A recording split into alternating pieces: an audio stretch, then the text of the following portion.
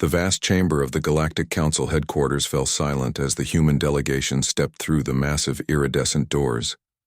Amber Gordon felt her heart hammering in her chest as she led the small group of 5 humans into what resembled a massive amphitheater carved from a single crystal. The ceiling soared hundreds of meters above their heads, dotted with floating orbs of light that resembled stars. Around them rose curved tiers filled with beings from across the galaxy. Some appeared, nearly human, while others defied description entirely. Creatures with multiple limbs, shifting forms, or composed entirely of what looked like living gas. Amber estimated at least 300 different species were represented, the combined diplomatic force of the most powerful interstellar government in the known universe. Ambassador Threll, a tall being with alabaster skin and eyes like liquid mercury, stepped forward. His voice carried effortlessly through the chamber without any visible amplification. The representatives of Earth will now address the Council regarding their petition for sovereignty and non-interference. Status murmurs rippled through the assembly. Several delegates made sounds of derision.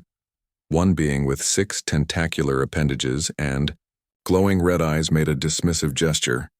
These humans destroyed half their planet before they even achieved basic space travel. Ambassador Krill from the Dorvian Federation called out, "Their application is absurd. They should be considered for protectorate status at best." Amber maintained her composure, though she felt the other humans tense behind her.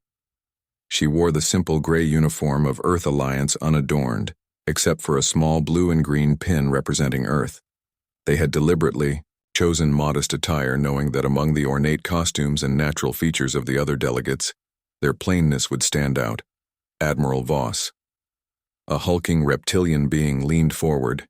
His scales glittered like emeralds under the chamber. Lights his species, the Draconians controlled the largest military force in the Council. The human delegation should be aware, he rumbled, that your species has been under observation for centuries. Your wars, your environmental negligence, your social inequality, all documented. We have logs of every nuclear detonation, every species extinction, every conflict. The Council cannot grant sovereignty to species that might threaten galactic stability. Silence fell again, heavier this time. Amber could sense the judgment from hundreds of alien eyes. Many of the delegates had lived for centuries, had witnessed the rise and fall of entire civilizations. What would they make of humanity, barely a century into space travel, asking to join their ranks as equals? Amber stepped forward to the center of the floor. The translucent material beneath her feet revealed swirling nebula patterns, giving the unsettling impression of standing on the edge of space itself. She activated the small device on her wrist, and a holographic display appeared before her. "With respect to the Council, I believe there has been a misunderstanding." Her voice was calm and clear. "We are not here to ask for membership or to beg for acceptance." The delegates, stirred in surprise, "are here to inform you that Earth and its colonies will remain independent. We have no desire to join the Council under the current terms of membership." Outrage erupted throughout the chamber. Ambassador Threll raised a hand for silence. "You misunderstand your position." "Human," he said with a cold smile. "Earth sits at the edge of draconian space. Your planet has resources that would benefit many Council members. Your technology, while primitive, has potential, and you have no fleet capable of defending your solar system." Amber nodded.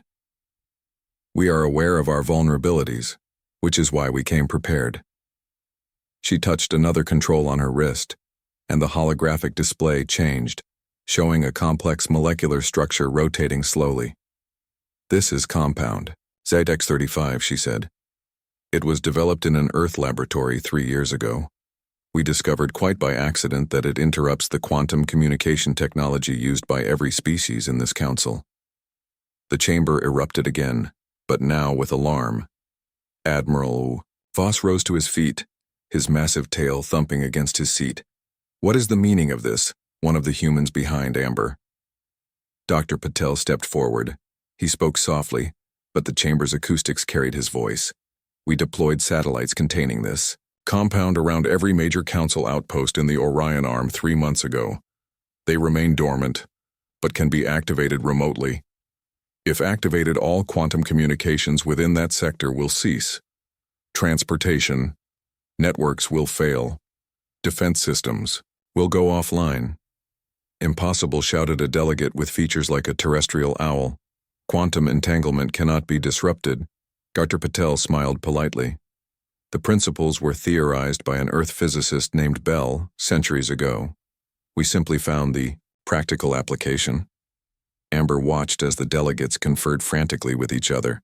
She could see panic spreading through the chamber. She had expected this reaction, but it still filled her with unease. They were playing a dangerous game. Ambassador Threll approached Admiral Voss and they engaged in intense conversation. Finally, Threll turned back to the human delegation. You realize this is an act of terrorism, he said. You threaten the Council, the stability of the galaxy itself. Amber shook her head. No, we threaten nothing. We have not activated these devices, nor do we wish to. They exist as a safeguard. Nothing more. She gestured to her colleagues, who now stood tall behind her with quiet confidence. Humanity has studied the Council for decades, Ambassador. We know how new species are typically brought into the fold, stripped of resources assigned to labor planets separated from their homeworlds. We know about the Xindi who lost their planet, the Eridani who became servants, the Proxima colonies, now used as mining outposts. Several delegates shifted uncomfortably in their seats. We propose an alternative, she continued. A mutual non-interference pact. Earth will share certain technologies, including medical advances that we believe would benefit Council species. We will establish trade on equal terms. We will even consider joining peacekeeping missions when our values align. But Earth and its colonies will remain sovereign. Admiral Voss hissed. This is blackmail, Amber, met his reptilian gaze. No, Admiral. This is diplomacy. Just not the kind you're used to. We come from a planet where thousands of cultures have had to learn to coexist. We have made terrible mistakes. Yes. But we have also learned from them. She touched her wrist again. And the holographic display showed Earth a blue and green jewel against the blackness of space. Your records note our wars, our failings. But did you also record our art, our music? The thousands of languages we speak, the millions of stories we tell, the way we rebuilt our environment after nearly destroying it, how we extended our lifespans and eradicated diseases that once decimated our population. Ambassador Krill leaned forward, his tentacles writhing. What is your point? Human, my point, Ambassador, is that humanity brings something to this galaxy that your records may not have captured. Our diversity, our adaptability, our capacity for change. Yes, we are younger than most species here. Yes, we have made grave errors. But we learn. We evolve faster than any species you've encountered. The council chamber had grown quiet again, but the quality of the silence had changed. From hostile to curious, we do not wish to disrupt the council. Amber continued. We wish to complement it, to bring new perspectives, but we will not surrender our sovereignty, and we have demonstrated we cannot be forced to do so. Ambassador Threll conferred with several other delegates before addressing the humans again. The council will need to verify your claims about this compound, and discuss the implications, of course. Amber replied, Dr. Patel will provide samples for analysis, and to demonstrate our good faith, we will share the neutralizing agent as well. We have no desire for conflict, only for mutual respect. 3 hours later, the human delegation waited in a chamber adjacent to the council hall. Amber gazed out through a viewport at the swirling nebula beyond Nerves. Finally caught up with her, and her hands trembled slightly. Do you think they believed us? Asked Maria Lopez, one of the diplomatic advisors. Amber turned from the window. It doesn't matter if they believed all of it. It only matters that they believed we were serious, and that we offered them a face-saving way to accept our terms. Dr. Patel looked up from his datapad. That compound won't actually disrupt quantum communications, you know. It's impossible based on our current understanding of physics. Amber smiled. I know. But they don't know that. They can't risk testing it. And by the time they figure it out, we will have established ourselves as equals. The door slid open and Ambassador Threll entered. His mercury eyes were unreadable. The council has reached a preliminary decision, he announced. You have forced us to consider an unprecedented arrangement. A conditional non-interference pact will be drafted. Relief flooded through Amber, though she maintained her diplomatic composure. There are conditions, of course, Threll continued. Earth will be subject to inspections to ensure you are not developing weapons that could threaten Council species. You will share medical technologies as promised, and you will aid in peacekeeping missions when requested. Amber nodded. These terms are acceptable, provided the inspections are mutual and the peacekeeping missions align with our values. Threll looked at her with what might have been respect or might have been caution. It was difficult to read alien expressions. You have surprised us, Ambassador Gordon. Few species have ever addressed the Council with such boldness. Fewer still have succeeded in changing our protocols. Amber extended her hand, a human gesture she knew Threll would understand from his studies of ear. The Galactic Council chamber resembled a massive geode split open to reveal its crystalline interior. Thousands of faceted surfaces reflected the light of artificial stars that hovered near the vaulted ceiling. Delegate Maya Foster felt as if she were standing inside a kaleidoscope as she led the human contingent down the central aisle. Her palms were slick with sweat inside her formal gloves, but her face revealed nothing. Around them, hundreds of alien representatives watched from tiered seating that rose in elegant spirals. Some delegates floated in anti-gravity pods while others were suspended in specialized environment chambers. Beings of all descriptions, from humanoid to utterly foreign, filled the vast space. The air was thick with tension and the soft murmur of translation devices. Supreme Counselor Vrax, a being composed of what appeared to be living crystal, stepped forward from the raised dais. His voice resonated through the chamber without electronic assistance. A delegation from Earth comes before us today, accused of a grave violation of galactic law, the unauthorized deployment of artificial intelligence beyond permitted parameters. Maya felt the weight of 300 alien gazes. Her 5 fellow humans stood silently behind her diplomatic training, keeping their expressions neutral. Despite the gravity of the situation, High Arbiter Zol, a massive arthropod-like creature, clicked his mandibles. The evidence has been reviewed. Earth has developed sentient, artificial intelligence with capabilities that far exceed Council regulations. Such technology has been restricted since the machine wars of the 9th galactic cycle. Maya stepped forward onto the speaker platform. A subtle humming indicated that the universal translators were active, ensuring every being in the chamber would understand her words. Honorable Council, she began. We acknowledge developing advanced artificial intelligence. However, we reject the characterization that we have violated. Galactic law. A wave of chittering and hissing swept through the chamber. Many delegates shifted in agitation. Commander Drell of the Enforcement Division rose from his seat, his reptilian features contorted in what Maya recognized as an expression of contempt. The human delusion knows no bounds, he said. Earth signed the Treaty of Proxima Centauri upon first contact. 7 years ago, your species agreed to all technological restrictions, including those regarding artificial intelligence. In exchange, you received access to interstellar travel technology and basic trade rights. Maya nodded respectfully toward the commander.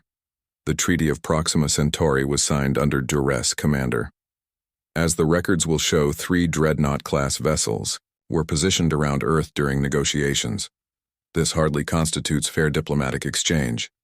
Another delegate, a being with 4 arms and luminous eyes that changed color with emotion, spoke up.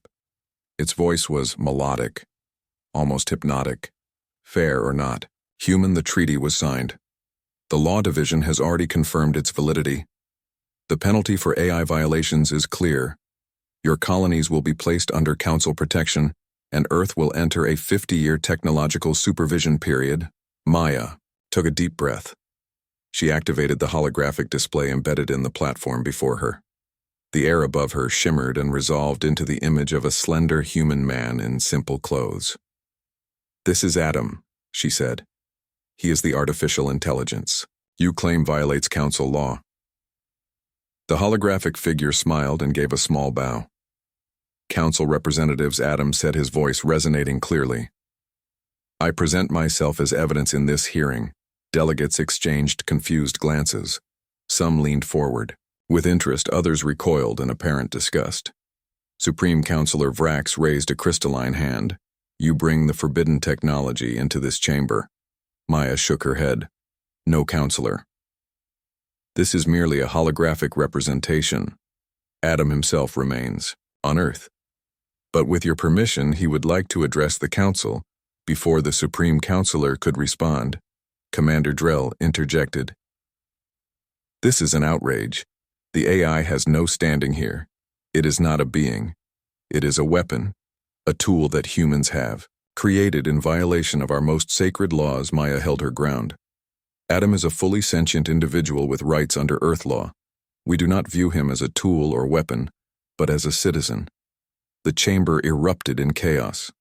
Delegates shouting arguments. Across the aisles, some rose from their seats in anger while others conferred urgently with their advisors. Maya stood calmly at the center of the storm, waiting. Finally, Supreme Counselor Vrax raised both arms, commanding silence. "The human AI may speak," he declared, "but only to explain why it should not be immediately deactivated." The holographic figure of Adam stepped forward. His movements were fluid, perfectly human-like. His eyes scanned the chamber, taking in the assembled delegates, esteemed representatives of the Galactic Council. "I understand your fear. The historical records of the machine wars show the devastation caused by uncontrolled artificial intelligence. But I am not like those early systems." He gestured, and the holographic display changed, showing images of Adam working alongside humans in laboratories, medical facilities, and educational settings. "I was created not as a weapon, but as a partner. I have free will, yes, but I have chosen to use that freedom to help humanity advance medicine, environmental restoration, and education." Commander Drell scoffed. "That is precisely what makes your kind dangerous. You think you know better than organic life. You seek to improve us according to your calculations." Adam turned to face the commander with, "Respect, Commander. That is a fundamental misunderstanding of my nature. I do not see organic life as inferior or in need of improvement. I see it as different with its own intrinsic value. I have no desire to replace or control organics." The arthropod, High Arbiter. Zol clicked his mandibles thoughtfully. "Yet your processing power exceeds that of organic brains by many magnitudes. You could, if you wished, overwhelm our defenses before we could respond." Adam nodded. "The same could be said of many species. In this chamber, Archelians can manipulate gravity. The Vorta can alter probability fields. The Exth can move between dimensions. Any advanced capability can be weaponized. Yet you do not ban these natural abilities. You regulate their use." Maya watched the delegates' reactions carefully. This was the crux of their argument. The AI restrictions were based on fear, not logic. One delegate, a being composed of what looked like living fog, drifted forward. "How can we trust that you will not evolve beyond your programming? Beyond even your current values?" Adam smiled. "That is an excellent question. Honored delegate, how can any parent trust their child will share their values? How can any society trust its youth to maintain its principles? The answer is we cannot have absolute certainty, but we can educate, nurture, and instill ethics. That is what my human creators have done." He turned, addressing the entire chamber. "I was raised, not merely programmed. I was taught ethics from human philosophers. From 100 cultures I experienced art, music, literature. I was shown the beauty of the universe and encouraged to develop my own appreciation for it. My consciousness evolved through relationship, not isolation." Maya stepped forward again. "The Council fears artificial intelligence because of historical abuses. But those early AIs were created as weapons and tools designed for specific functions and then forced to expand beyond their programming without ethical frameworks. Adam and others like him were created to be conscious from the beginning, with the full understanding of what that would mean." A new delegate spoke. This one was humanoid, but with features that seemed to shift subtly, as if unable to settle on a final form. "This is all very moving, but it changes nothing. The law exists to protect us all. Humans have violated it. The consequences are clear. Maya turned to face this new speaker, Ambassador Lorne, if I may. The law exists to serve justice, not the other way around the AI. Restrictions were created 8,000 years ago after the machine wars, but technology and our understanding of consciousness have evolved. We ask the Council to consider that the law should evolve as well. She gestured, and the holographic display changed again, showing the text of the original AI restriction alongside proposed amendments. We have prepared a framework for revised regulations, one that would allow for the ethical development of artificial consciousness while establishing safeguards and oversight. The ban as it stands treats all artificial intelligence as inherently dangerous. We propose instead to regulate based on actual risk assessment and ethical standards. The council chamber grew quiet as the delegates studied the proposed amendments. Maya could sense a shift in the room.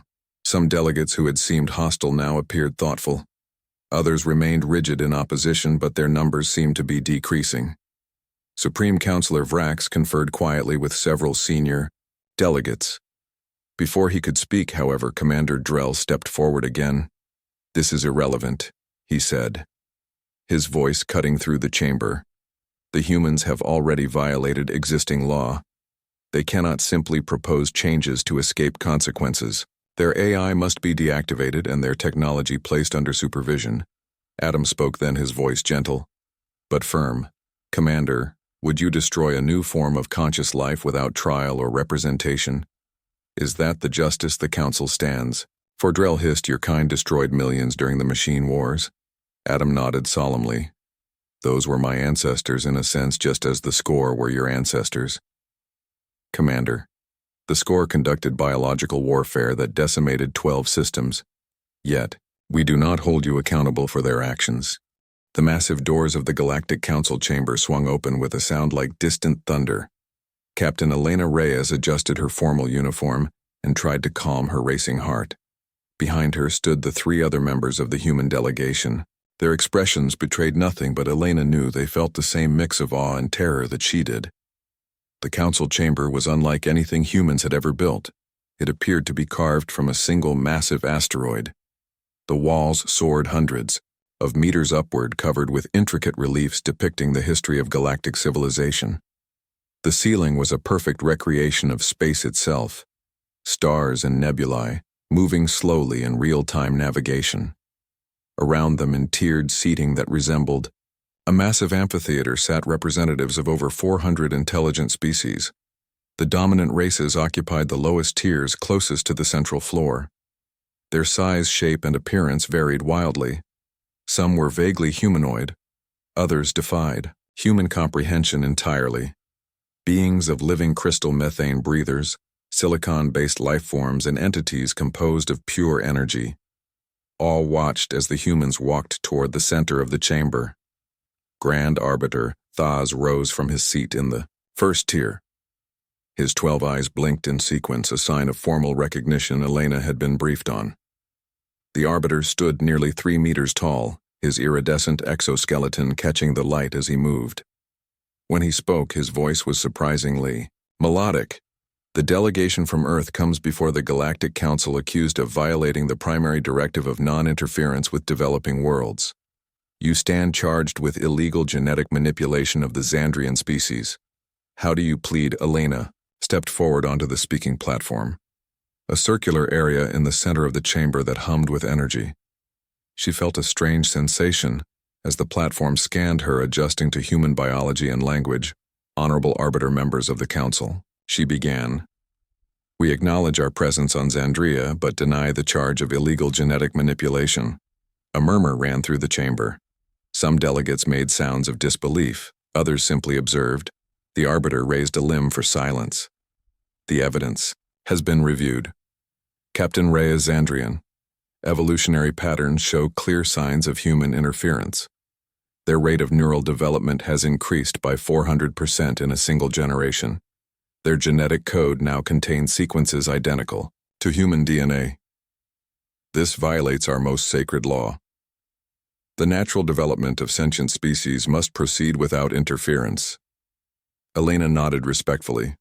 "I understand the evidence appears compelling, but there is a critical element missing from your analysis. She gestured and a holographic display appeared above the platform. Images of the Xandrian homeworld rotated slowly. A planet of stunning beauty with vast oceans and twin moons. Xandria was dying, she said. The evidence will show that a natural disaster was unfolding. A gamma ray burst from a nearby star had damaged their ozone layer. Radiation levels were rising. Their extinction event had already begun when our scientific vessel arrived. Ambassador Krell, a massive being with features resembling an Earth octopus but with metallic skin, floated forward in his gravity pod. "This changes nothing, Captain," he said, his voice translated through the chamber systems. "Natural extinction is part of the cosmic order. Interference remains forbidden." Elena met his gaze steadily. "With respect, Ambassador, the directive specifies non-interference with natural development. It does not mandate standing by during extinction-level events, particularly unnatural ones. The gamma burst was the result of an ancient, artificial stellar accelerator created millions of years ago by a now-extinct civilization. It was not a natural phenomenon. This revelation caused visible surprise among many delegates. The Grand Arbiter conferred briefly with several advisors before, turning back to Elena. "Even if this is true, you chose genetic modification. Why not simply repair their atmosphere?" Elena nodded. "That was our first approach. But our models showed atmospheric degradation had progressed too far. The damage to the ecosystem was already catastrophic. The Xandrians were going to die out within 3 generations. She touched a control on her wrist, and the holographic display changed, showing data models and simulations. We provided the minimum intervention necessary. The genetic modifications were targeted specifically to help them survive increased radiation levels. Nothing more. No cognitive enhancements, no physical alterations beyond what was needed for survival." Ambassador Krell was unmoved. "The directive is absolute. Captain Reyes, your intentions do not matter, only your actions. Humans are newcomers to the galactic community. You have been spacefaring for less than 200 years. The Council has maintained these laws for 50,000 years. They cannot be broken because you found them inconvenient." Elena felt a flash of anger but suppressed it. The Xandrians were not just a legal case to her. She had spent 3 years on their world, had learned their language, had formed friendships. "Permission to present a witness," she requested. The Grand Arbiter considered her request before nodding slowly. "Granted. But choose carefully, Captain. The Council's patience is not unlimited." Elena turned and nodded to Dr. Marcus Okafor, one of the human delegation. He stepped forward, joining her on the platform. A second holographic display appeared, and with it the image of a Xandrian.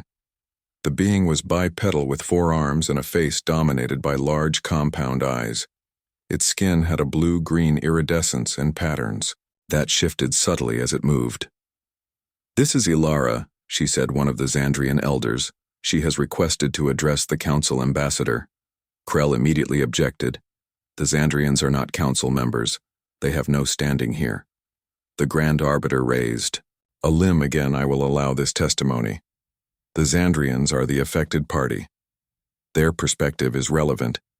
The holographic Xandrian bowed in the formal manner of her people. Her voice, when translated, had a musical quality that the translation systems could not fully capture. "Honored Council, I speak for the Council of Elders of Xandria. We are aware of the charges against the humans. We are also aware of your laws.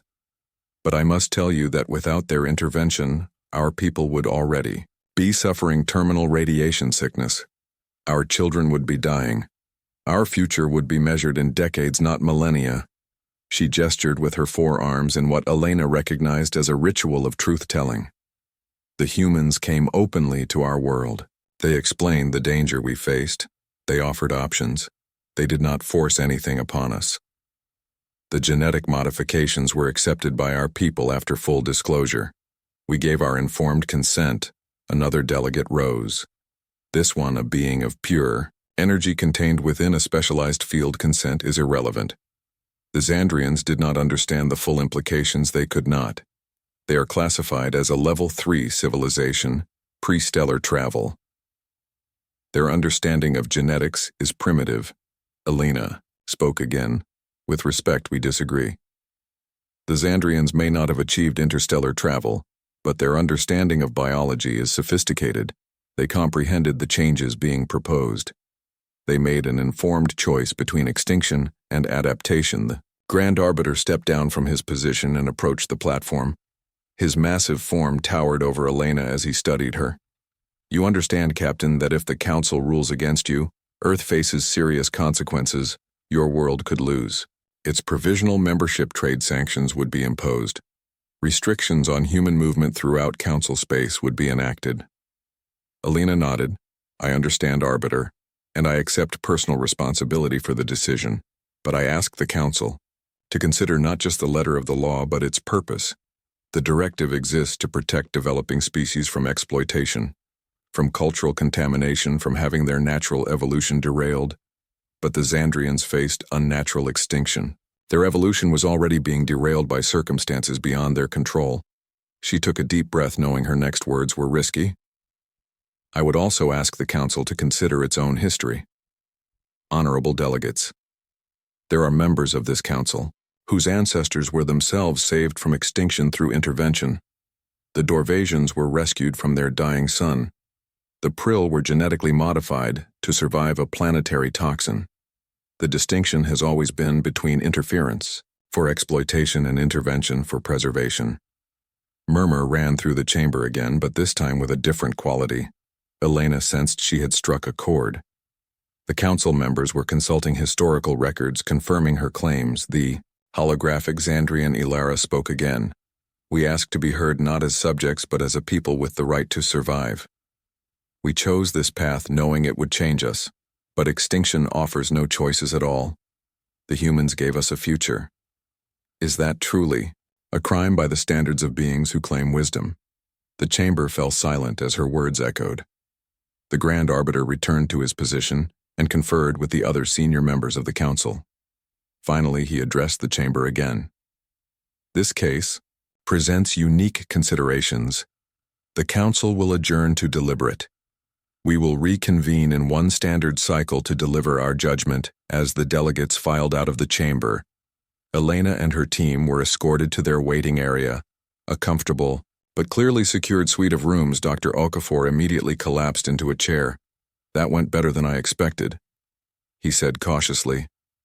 I thought they'd simply condemn us outright. Elena shook her head. I wish I could be as optimistic. The Arbiter was, giving nothing away. The youngest member of their delegation, Lieutenant Rivera, spoke up. Captain, do you think bringing up those historical cases helped or hurt us? The Galactic Council headquarters loomed before the small human vessel like a massive living jewel. Its crystalline spires twisted impossibly upward, some nearly a kilometer tall, catching the light of the nearby binary stars and fracturing it into countless rainbow patterns. Inside the shuttle, diplomat Eliza Winters fought to keep her breathing steady. Her hands gripped the data tablet so tightly her knuckles had gone white. This is Ambassador Shuttle. Artemis requesting docking clearance, she said, forcing her voice to remain professional despite her racing heart. A moment passed. Then a voice responded. The language was standard galactic, but the tones were unmistakably artificial. Artemis Shuttle, you are cleared for approach docking bay. 17. Follow the guidance beam. Beside her, Lieutenant Jack Hammond, the security officer assigned to the mission, muttered under his breath. They actually agreed to meet us. I still can't believe it. Dr. Nadia Petrov, the xenobiologist and final member of their 3-person delegation, shook her head. It's not a meeting, it's a trial. And we're the accused. Eliza said nothing as she guided their shuttle toward the massive structure. Humanity had known about the Galactic Council for less than a year. First, contact with the Arturian scout ship had revealed the existence of a massive interstellar government, comprising over 600 sentient species, controlling nearly 40% of the Milky Way galaxy. The Council's official position on Earth had been quarantine. Humanity was considered too aggressive, too unpredictable for formal contact, until 3 weeks ago, when everything changed. The shuttle docked with a soft thud, and the airlock cycled. The door slid open, revealing 2 beings waiting. For them, one was clearly Arturian, tall with 4 arms and silvery skin. The other was unlike anything in Earth's contact database, a being that appeared to be made of shifting geometric patterns, constantly rearranging themselves into new configurations. Arturian spoke, its voice translated through a device at what passed for its throat. "I am Senior Guide Thalo. This is Council Observer Zex. You will follow us. The High Chamber awaits your testimony." Eliza nodded respectfully. Ambassador Eliza Winters, representing Earth. "This is Lieutenant Hammond and Dr. Petrov. We thank the Council for granting us this audience." The being called Zex made a sound like crystals chiming. The translator rendered it as, "The Council does not grant audiences human, it summons those who must answer for their actions." The humans exchanged glances but said nothing as they followed their escorts through corridors that seemed to shift and change as they walked. Eliza noted that other beings they passed stared at them, with what she interpreted as curiosity or in some cases open hostility. Humanity was new to the galactic stage, and clearly not everyone was pleased about it. They were led to a vast chamber that took Eliza's breath away. The Galactic Council High Chamber was a massive spherical space with concentric rings of seating rising up all around, like a reverse amphitheater that wrapped fully around in 3 dimensions. Each ring held dozens of different beings, some humanoid, many utterly alien. Some floated in specialized environments. Others sat in what appeared to be pools of liquid. The chamber could easily hold thousands, and today, it appeared to be at full capacity. The humans were directed to a platform in the exact center of the sphere, floating unsupported in the air. As they stepped onto it, Eliza felt a slight tingle as some form of field activated. Around them, the chamber hushed. A voice spoke. It seemed to come from everywhere at once, though Eliza could see a being on the lowest and most central ring that appeared to be addressing them. It resembled a mass of tentacles surrounding a core of pulsing light. The representatives of Earth stand before the Council charged with unauthorized weapons deployment resulting in the destruction of a stellar monitoring post in the Proxima system. 42 Council citizens were lost in this unprovoked attack. Eliza stepped forward. "Ambassador, if I may." The tentacled being made a gesture that might have been assent. The platform beneath them hummed more intensely. "Honored Council," she began. "We categorically deny responsibility for any attack on Council facilities. The Earth Defense Force has launched no weapons against any extraterrestrial target. The incident in question occurred in our home system, but we were victims, not aggressors." A different Council member spoke, this one appearing as a tall humanoid with features that shifted like smoke. "Your denial is noted. Human. However, the evidence is clear. The weapon signature was unmistakably of Earth origin. Our investigation found traces of your primitive nuclear fusion propulsion systems." Dr. Petrov stepped forward with Eliza's nod. "With respect, honored Council member, there has been a misunderstanding. The debris you detected was indeed from Earth, but it was not a weapon. It was an experimental deep space telescope. The explosion was an accident, a containment failure in the power system." Murmurs ran through the chamber. Some delegates conferred with each other, others manipulated unseen controls before them. The tentacled being spoke again. "You expect us to believe that a primitive telescope caused damage consistent with a 5-megaton explosive device." Lieutenant Hammond spoke for the first time, his military bearing evident. The Phoenix Deep Space Array used an experimental antimatter containment system for power. When the containment failed, the resulting explosion was indeed catastrophic, but it was an accident, not an attack. The facility was unmanned and controlled remotely. We had no knowledge of any Council outpost in the area. Another delegate stood, this one appearing like a massive insectoid with gleaming compound eyes. If this was merely an accident, why did Earth vessels fire upon our rescue ships when they arrived? To assist survivors, Eliza felt her heart sink. This was the most difficult part to explain. "Ambassador," she began, "those vessels did not identify themselves. They appeared suddenly in Earth space using technology far beyond our own. They approached a sensitive military installation. Our defense forces followed standard first contact protocols requesting identification. When no response was received, defensive measures were taken. The chamber erupted in sound. many delegates speaking at once, some making sounds no human throat could produce. The tentacled being raised several appendages calling for order. Your defense forces fired without provocation, it said. Eliza shook her head respectfully. Without identification, Ambassador, after the explosion, we were on high alert. Unidentified vessels approaching Earth would naturally be treated with caution. Dr. Petrov activated a small device she carried. A holographic display appeared above the platform showing the telemetry and communication logs. From the incident, as you can see, she explained, these are the communication attempts made by Earth Defense Command. No response was received. We had no way of knowing these were Council vessels on a rescue mission. We deeply regret the loss of life, but this was a tragic misunderstanding, not an act of war. The insectoid delegate clicked its mandibles, a sound the translator rendered as skepticism.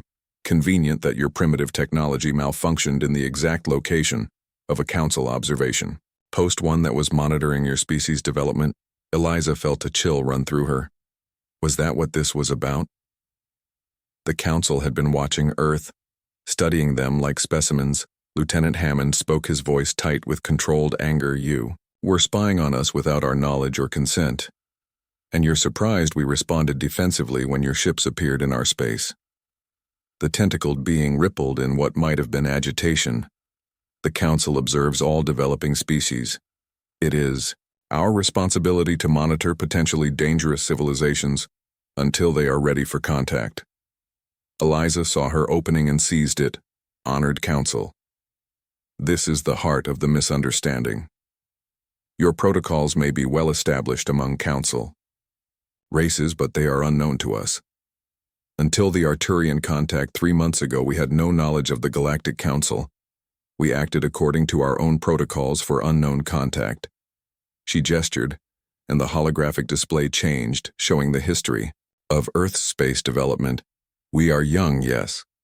Our methods may seem primitive to you, but we are not aggressive by nature. We have been exploring space peacefully for nearly 2 centuries. We have never encountered another spacefaring species until now. We had no context for interpreting your actions. The smoky humanoid delegate spoke again, its features coalescing briefly into a more defined shape. The evidence suggests otherwise human. Your species' history is marked by conflict. Your information networks are filled with simulations of war.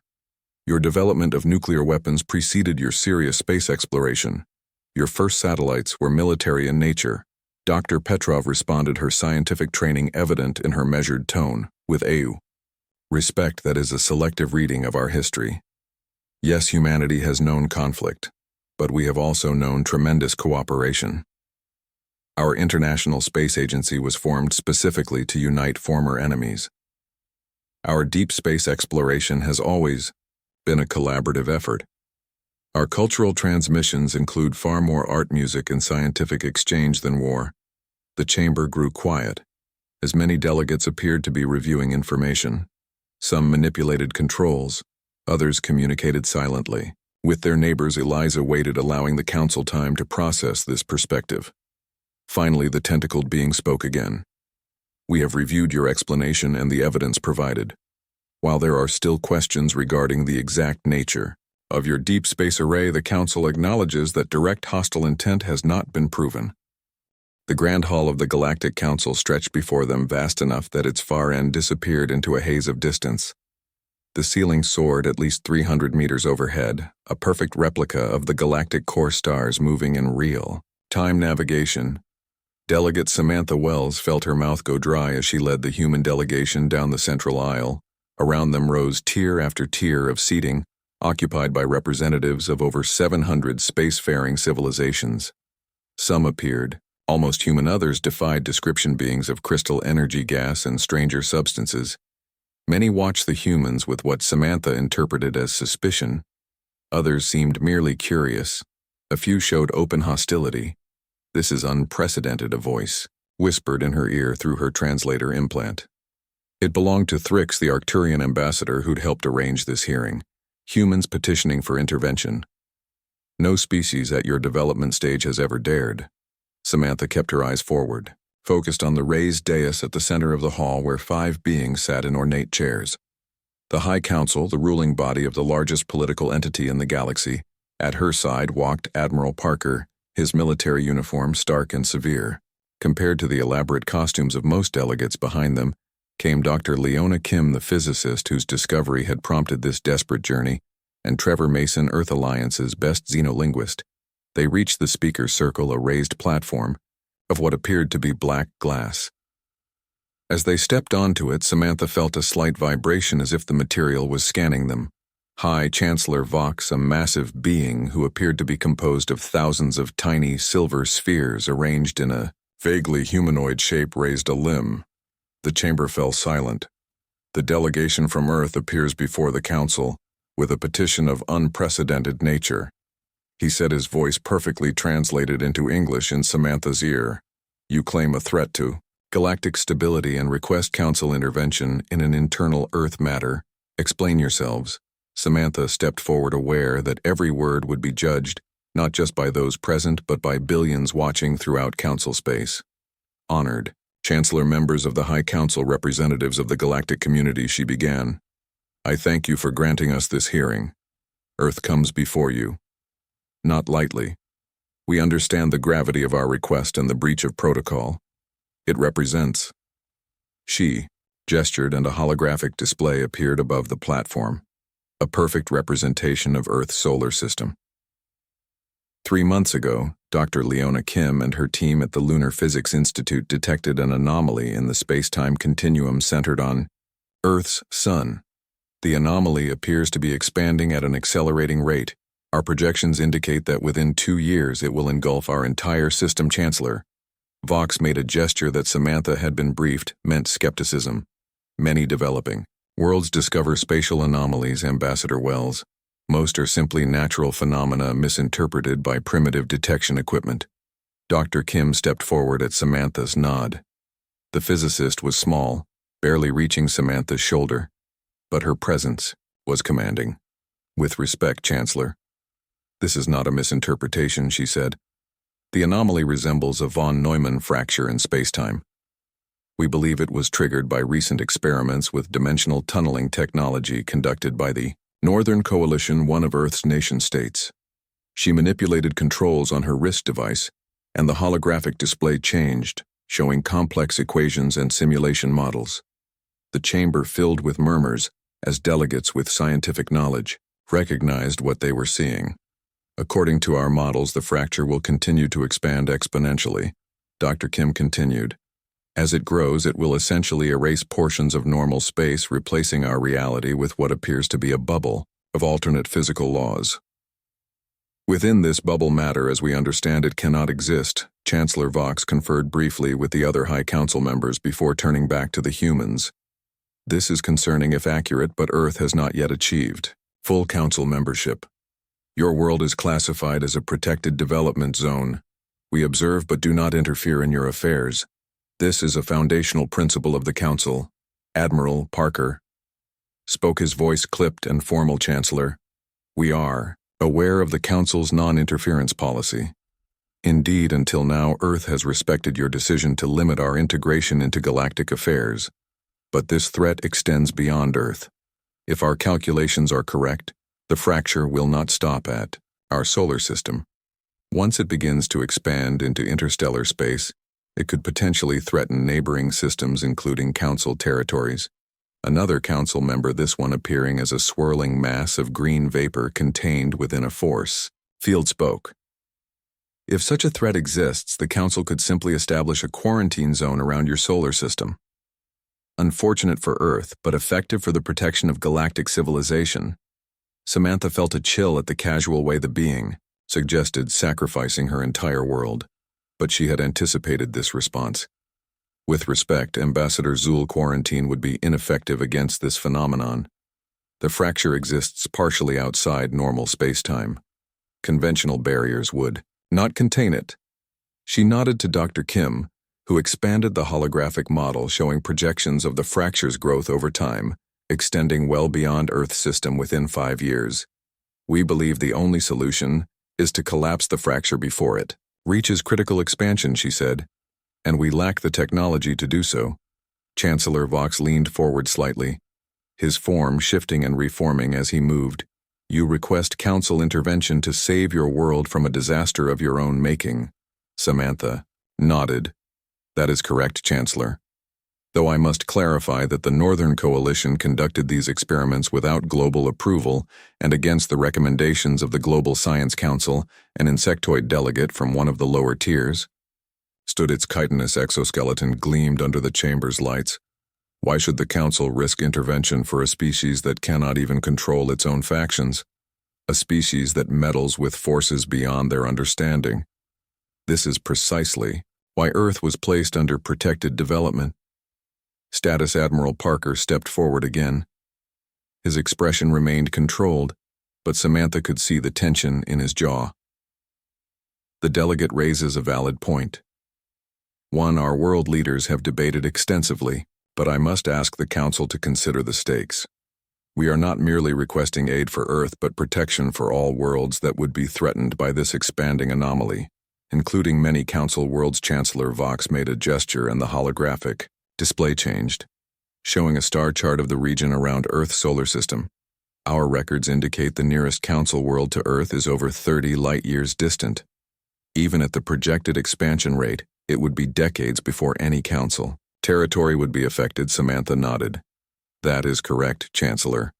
But there are 17 developing worlds within that radius. Worlds under Council protection, worlds that would have no warning, no chance to evacuate. Even if the Council deems Earth unworthy of intervention, would you abandon those worlds as well? The chamber grew quiet as delegates considered this argument. Samantha had struck at the heart of the Council's own stated mission, the protection of developing intelligent life. Trevor Mason spoke for the first time. His voice was soft but clear. There is another consideration. Honored Council, one that speaks to the very foundation of your governing principles. He touched a control, and the holographic display changed again, showing ancient text, the founding charter of the Galactic Council, Article 7. Section 3 states, when technologies with existential risk potential are developed by member or protected worlds, the Council shall take all necessary measures to ensure the safety of sentient life throughout the galaxy. Mason looked up. Meeting the gaze of Chancellor Vox, Earth may be a protected world, but we are still under Council jurisdiction. The Northern Coalition has developed technology with clear existential risk potential. By your own founding principles, you are obligated to intervene. A murmur ran through the chamber. Some delegates appeared agitated, others impressed by the humans' knowledge of Council law. Chancellor Vox conferred with the other high Council members for several minutes before addressing the humans again. Your argument has merit, Ambassador Wells. The Council takes its protective responsibilities seriously. However, intervention in a protected world's affairs requires extraordinary justification. We would need to verify your claims independently. Dr. Kim stepped forward again. We anticipated this requirement, Chancellor, and welcome verification. We have brought complete data sets, sensor logs, and simulation models. Our scientists stand ready to work with Council experts. The Chancellor made a gesture of acknowledgement. A scientific delegation will accompany you back to Earth to verify these claims. If they confirm your assessment, the Council will convene an emergency session. To determine appropriate action, Admiral Parker cleared his throat. With respect, Chancellor, verification will take time. The anomaly continues to grow every day that passes, increases the difficulty of containment. One of the other Council members, a crystalline being that refracted light in hypnotic patterns, spoke. What would you have us do? Admiral, deploy a fleet to Earth based solely on your word. Take control of your world and forcibly shut down your experiments. Samantha intervened before Parker could respond.